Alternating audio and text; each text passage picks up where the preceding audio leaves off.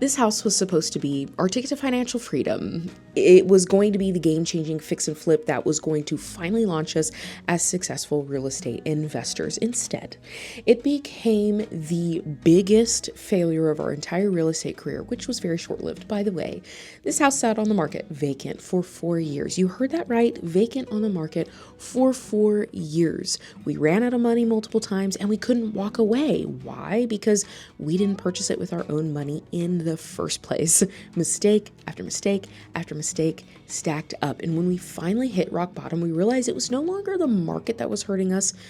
We were the problem. The thing that finally got this house sold wasn't some marketing trip, wasn't some guru online telling us what to do. It was a decision we should have made from the start.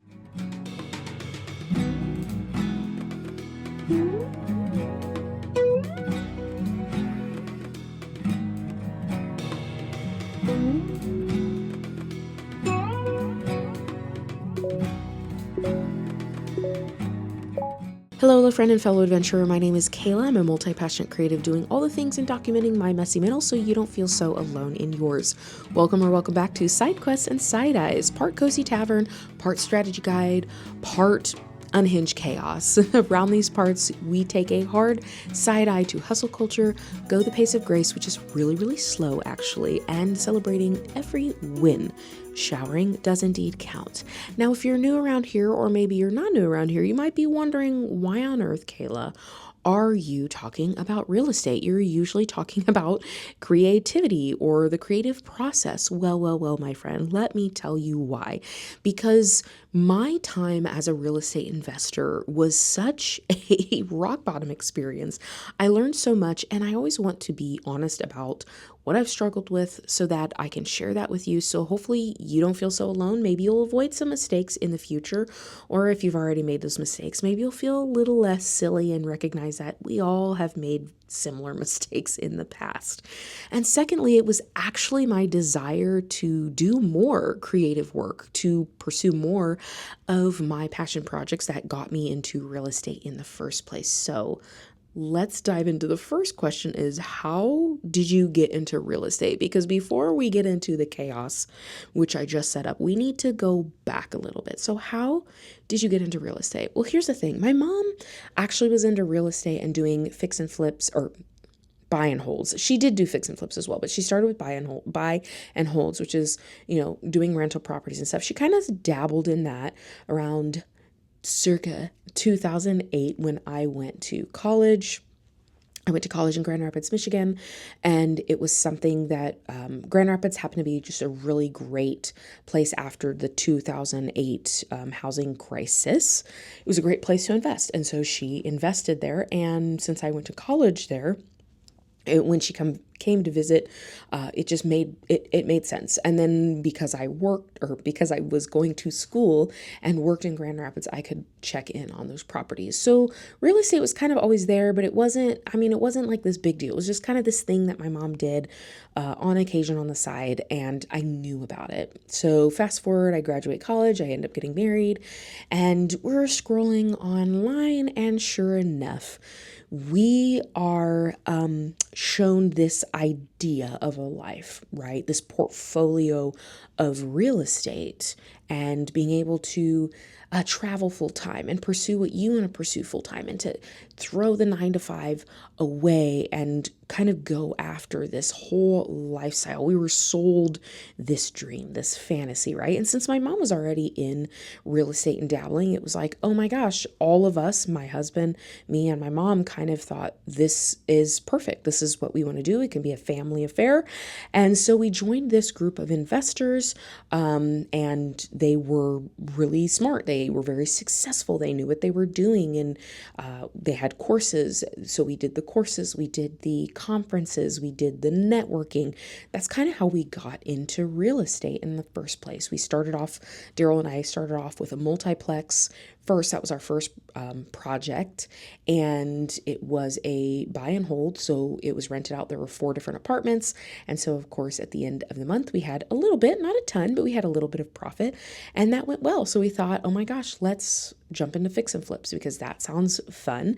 And where we were at, we were young, we were ambitious, and we wanted to, not have 9 to 5s and go after this fantasy life, this dream that we were seeing these other people living. And so that's kind of how we ended up getting into real estate. And the vision for this fantasy life was passive income, to outsource everything and to really move quickly, to move fast. That was the big thing, is you get to the place where you are turning over these fix and flips every 90 days. I know it sounds insane, but when you're in this group and they're giving you this blueprint and this equation, it just made sense. You looked at the numbers only and it was like, oh yeah, that makes sense. If you do A and B and C, it'll equal D, right? That's how we got into it.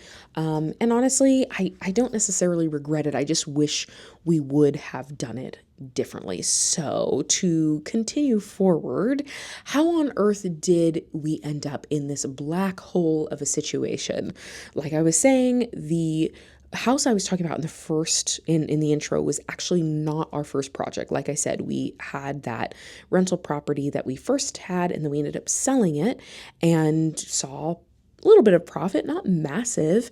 And so we thought, you know what, let's try fix and flip. So we took that little bit of profit and decided to purchase our first fix and flip. And that one was in New Mexico. And my mom kind of helped us find the property. And let me tell you, it didn't go well. It didn't go well. We ended up in a hole on that one. And so then once we moved to the second one, which would be our final one, the one to nearly take me out, we thought, okay, if we can get this one, do this one well, we can cover the loss of the previous one. I know, don't come for me. Remember, looking back now, it's like, well, duh. But you have to remember, this was a lot of the information we were getting from this group of investors. So we were in the hole on this one. And so we started on the second one and thought, okay, this one has really good numbers. Everything's looking good on it. So this one should go well and cover the previous. And as you know, that's not actually what happened. So long story short, there are a lot of different things that went wrong on this project. Obviously, you don't have a house sit vacant for 4 years without something absolutely insane going on. But one of the big issues that happened was because we were focusing so much on outsourcing everything, and we were young and we were ambitious and we were excited, we trusted very, very easily. So, we had some contractors kind of overcharge. And of course, we didn't know enough to know that they were overcharging. And then we also had contractors who we paid, you paid the half up front, and then they did some of the work and then disappeared. We had 2 contractors literally in the middle of their project fall off the wagon and end up kind of disappearing because they fell back into alcohol and other addictions in the middle of the project. So here we are, project halfway done, half the money already gone, and now the project isn't complete and we don't have any more money to fix it and finish it, right? And then we overestimated the timeline, right? 90-day turnarounds, especially as a newbie real estate investor. It's insane. It's insane unless you have unless you know exactly what you're doing and you have a lot of money from the beginning, as a newbie real estate investor who's never really done this enough or done projects long enough to recognize that 90 days is an insane turnaround time. We just overestimated the timeline. So because we were overestimating the timeline, we were putting a lot of money on the front end to try to rush and get things done. And so as a result, especially on this project, there came a point about halfway through where we thought, you know what, let's cut our losses. It's not finished, but let's try to sell this to an investor who could complete the project. We tried that and it really, really didn't work. And the reason why it didn't work is because it was unfinished. And another investor came along, and they're smart, right? They look at the project and realize you guys are desperate. You need out of this project. I'm not going to pay top dollar. I am going to lowball you as much as possible. So we tried to list it and put it on the market, kind of just enough to get our money out of it, right? Like we were not trying to turn a profit. We were trying to break even.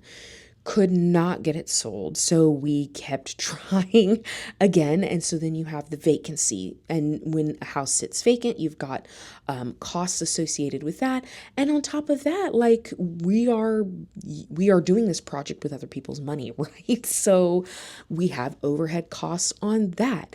And because we ended up failing so spectacularly on this, we both had to go get jobs. Now it was gig work for me, and Daryl worked at Home Depot. So it had some flexibility, but now we're like hustling. We're doing a 9 to 5 basically in order to have money to put into this project that was supposed to take us away from our 9 to 5. So now we're working to put money into a thing that's bleeding us dry, and it's not finished. And we don't know what the heck we are really doing at this point. And now we're realizing we're really in it, and we can't walk away because we owe people money. So like we can't just walk away because we have to pay people their money because they're the investors. We're the ones directing the project. You might ask, who on earth would trust us with that money? Well, it was family. So like there was a little bit of grace there, but this is how we ended up. You can see how we ended up just kind of in this self-fulfilling black hole that just continued to eat us alive. This is where Daryl and I hit our absolute rock bottom. And this is where the shift actually happened, because we sat down and we had a come to Jesus moment, and we really looked ourselves in the faces and just admitted, okay, we've truly gone too far down this road. Something needs to change. And so these were the shifts that we made that really ended up getting this house sold. The first shift that we made was we stopped waiting for the market to save us. You know, as prices kept rising and rising and rising. And again, like the prices are still rising on homes, right? This was like this might be 5 years ago now, maybe even 6 years ago. Oh my gosh. I don't know. This is 5 or 6 years ago now. Those housing prices were continuing to grow. So we were actually feeling pretty confident about, okay, like I know we've totally screwed this up, but because housing prices are coming up and because more people in the neighborhood are doing, investing in their home and doing DIY projects and renovations, this might turn out okay. But in that, we just kept waiting and waiting and waiting. And we didn't really have enough money to hire any more contractors, to hire any more professionals. So we just kept waiting, hoping, well, somebody will come along and buy it as is at a higher price and than what it was when we purchased it. And we'll be able to wipe our hands clean of it. And here's the deal. We looked at each other and realized we need to stop waiting. We need to stop waiting. Not only that, but the people that we were borrowing money from were like, hey, we need our money back now. Like, we've given you a lot of grace. I know you're going through a hard time, but like, I'm glad you're making the payments and everything, but like, we need our money back. Like, we don't want to have our money in this real estate anymore. And rightfully so. I probably would have said the same thing. We stopped waiting for the market to save us. We kept thinking like, well, if we just gotta wait, it'll fix itself. Well, guess what? It wasn't going to fix itself. So the first shift we made was like, we need to be the people to rescue ourselves, if you will. We got ourselves in this. We can't sit around and wait. Nobody's coming to save us. We need to be the ones to get scrappy and figure this out. The second shift we made was we stopped protecting our ego, right? We felt so embarrassed that we had royally screwed up so fantastically on a public stage. And we just got to the point where we recognized like we're spending so much time trying to like cover up this little faux pas, not a little faux pas, massive, massive hole of just, it's not great. We stopped trying to protect that version of ourselves that we were put together. Because the truth is, we weren't put together. We were all over the place. We were not doing well. And so once we stopped kind of playing this game of like, oh, it sucks, but it's not that bad, and really accepted like, hey, we really messed this up and nobody's coming to save us. We're going to have to move forward and fix this ourselves. And you're going to have to ask for help. You're going to have to stop pretending that everything's fine. You're going to have to put on the gloves yourself. You're going to have to show up and keep showing up and stop acting like, everything is fine when it's not fine.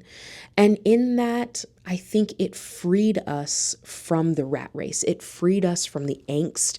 It freed us from like this pressure to perform, because it was like, who are you performing for? Like, this whole thing is such a mess. Like, let it go. Literally, let it go. Just ask for help, get some friends, get on YouTube, do whatever it is you need to do to get this done, which leads to the final shift. We chose completion over optimization, right? So we had this beautiful vision for this home. It was this old historic home, just like, I still love looking at pictures of this home because I still think we did a good job. But the original vision that we had for this house was like, just, gorgeous. But by the time we hit like year 4 and we're like, we got to get this done, right? The clock is ticking. We need to give the money back for this loan, this personal loan we've taken out from a family friend. Like, we need to close that down, pay them back. We need to be done and out of this house. Like, I don't care that this is what our vision was. Now we need to just get it done. Now, I'm not talking about doing like the landlord special, right? We still did an excellent job. We worked to make an excellent product, an excellent home for the next person.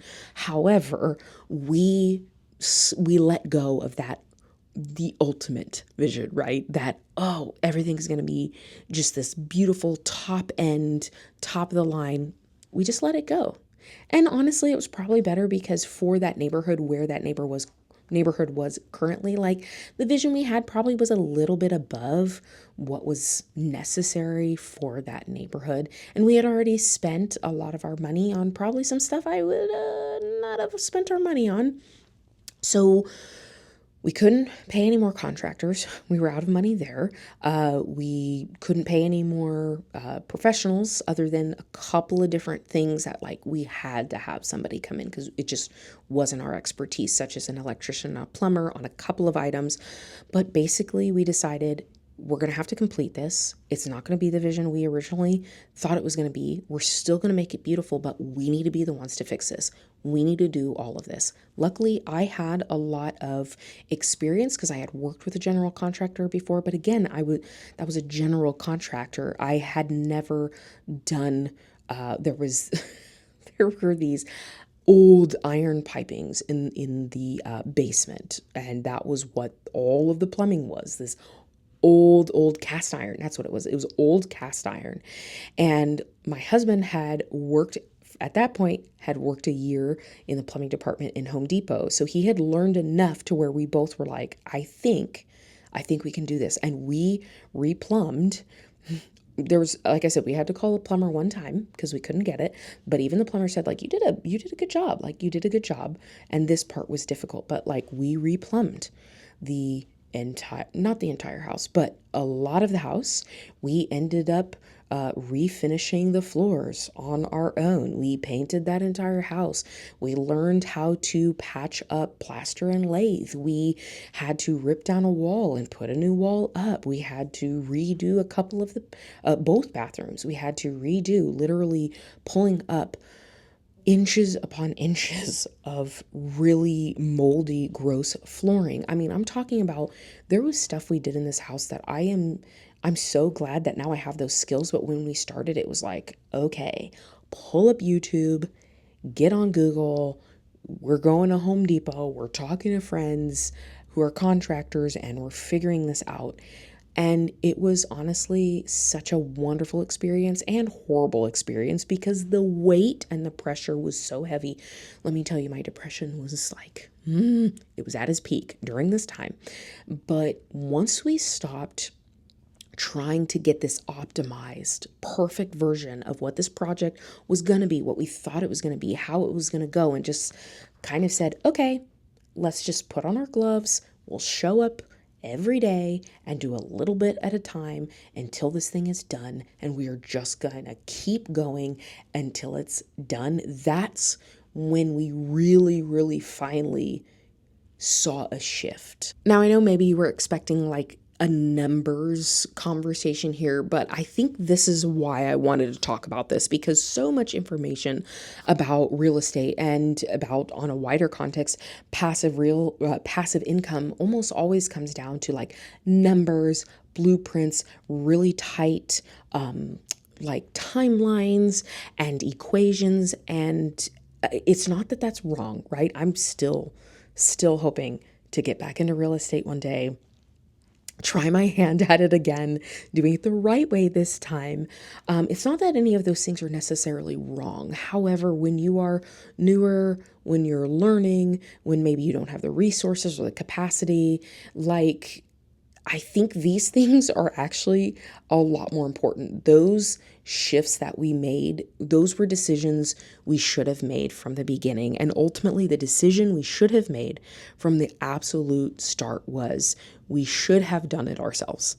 We should have done it ourselves. That is honestly my solution. If you are considering real estate investment, if you're considering jumping into it for passive income, the main decision that we should have started from the beginning is we should have used our own money, we should have used our own time, and we should have used our own like tools, our own hands, our own skills, which means we would have had to build those skills as we worked through it. And there's something great about that. I think we would have been significantly more successful in real estate had we done it ourselves in the first place. Now, I also want to give a shout out to other people who helped us along the way. If you were here for this project, you know who you were. Thank you. We appreciate you. We had friends come and help us get things done, cleaned. We had a great real estate agent who was a friend who helped us get it sold.